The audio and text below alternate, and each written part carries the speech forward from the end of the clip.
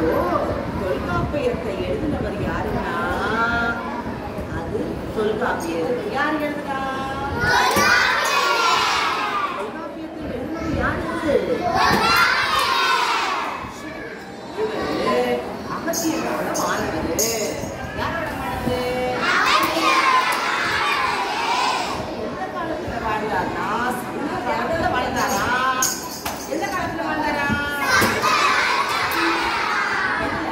மொத்தம் 3 அதிகாரம் இருக்கு. எத்தனை அதிகாரம் இருக்கு?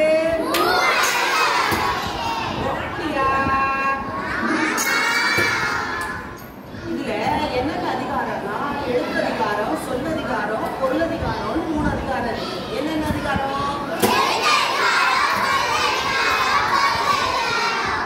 அதிகாரத்துக்கு 9 இயல்கள் சொல்லி மொத்தம் 27 இயல்கள் இருக்கு. எத்தனை இயல்கள் இருக்கு? மொத்தம் 1110 பாடல்கள் இருக்கு. அவரோட இயற்பெயர் என்னன்னா பழைய காப்பிய குடியனார் அப்படின்னு சொல்றாங்க. இவர் ஐந்திரத்தை கற்று தொல்காப்பியத்துல தேர்ச்சி பெற்றதுனால இவரை ஐந்திரம் நிரம்பிய தொல்காப்பியர்னு சொல்றாங்க. என்ன சொல்றாங்க? இவர் சிறப்பு ஆயிரத்தை இயற்றின பரம்பலார் அப்படின்றத இயற்றி இருக்கிறார். இவர் எதை இயற்றி இருக்கிறார்? சிறப்பு ஆயிரத்தை இயற்றினவர் யாரு? பரமாயினார். சொல்லுங்க.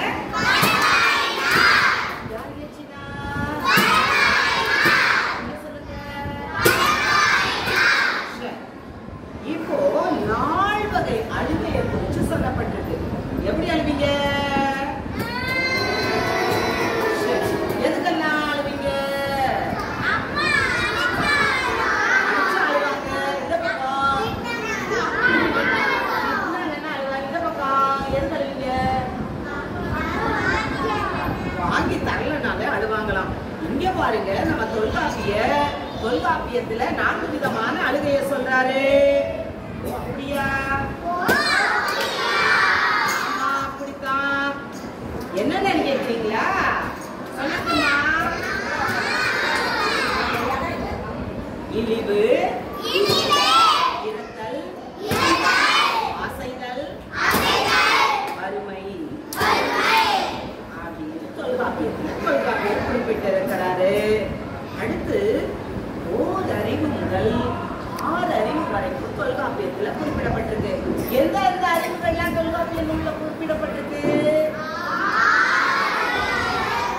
ஓரறிவு முதல்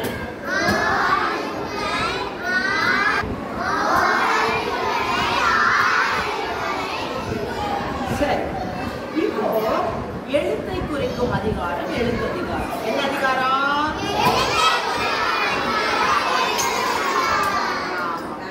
என்னென்னலாம் எழுத்து சொல்லுங்க பார்க்கலாம்.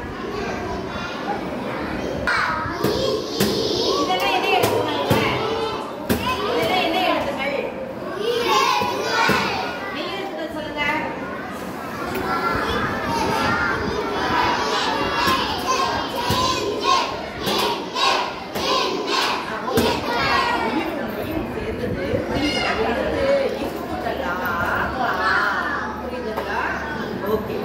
உயிரெழுத்துக்கள், மெய்யெழுத்துக்கள், சார்பெழுத்துக்கள், சுட்டு, மல்லினம், மெல்லினம், இடையினம் இதெல்லாம் எதுல குறிப்பிடப்பட்டிருக்கிறது? நம்ம எதுல குறிப்பிடப்பட்டிருக்கு? எழுத்ததிகாரத்துல சொல்லியிருக்காங்க. இதெல்லாம் எதுல சொல்லியிருக்காங்க? தொன்மையான நூலாகவும் இது காணப்படுது. எதெல்லாம் பத்தி சொல்லியிருக்காங்க? ஒரு மனிதன் வாழ்க்கையில எதெல்லாம் கடைபிடிக்கணும், கடைபிடிக்க கூடாதுன்னு எதுல சொல்லப்பட்டிருக்கு? தொல்காப்பியம்.